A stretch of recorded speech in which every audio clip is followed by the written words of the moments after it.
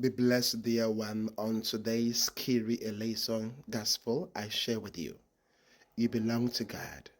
Give yourself totally to Him. Beloved, from the readings today, Matthew chapter 22:15 downwards, we come to terms with Pharisees conspiring with Herodians, enemies coming together to work against Jesus, to trap Him, because Jesus has been speaking to them about their bad ways and the things they do wrong. And so they come to Him to trap Him. And they couch the question so beautifully. It's began with the flattery. Oh, Master, we know that you are truthful and you teach all that is true, and you do not regard status, you respect every person, and also you don't even care about the opinion of people.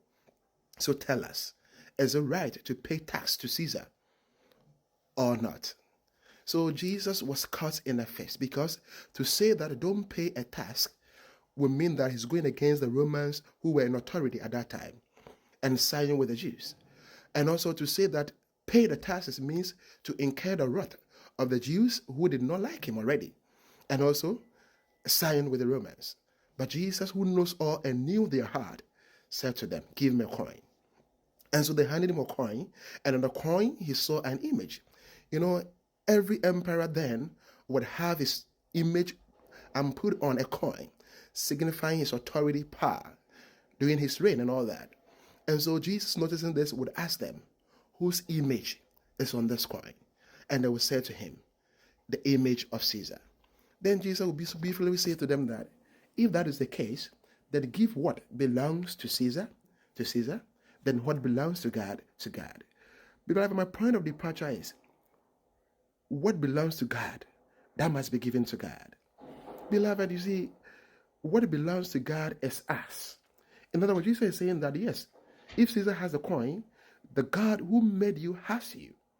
Because remember, we are made in the image and likeness of God. In Genesis chapter 1:26.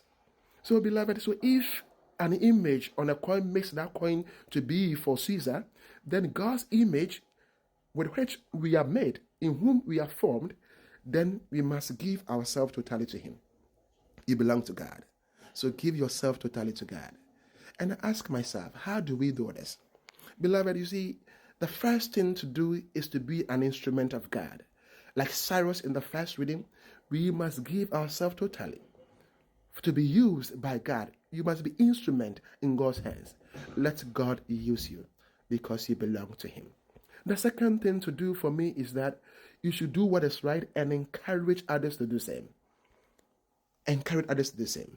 You see, that's what Paul will say, that yes, we give thanks to you for the good works we have seen, not that. Paul is encouraging them. Yes, we must do well to pay or be responsible civilly, but we must also make sure that we encourage others to do the same. If it's right to pay taxes, to help out, we should do it. And that is a good mark of a Christian. So do what is good and encourage others to do the same. The last point for me is to pray for people. So in the Thessalonians second reading, Paul will say that we pray for you. And this is what people bearing images of God, people having God's image on them, must do. We must pray for people. You must pray for others. Beloved, you see, if you are to give what belongs to Caesar, and to give what belongs to God, know that you belong to God. Give yourself totally to God. Don't use that passage as an excuse. It means more.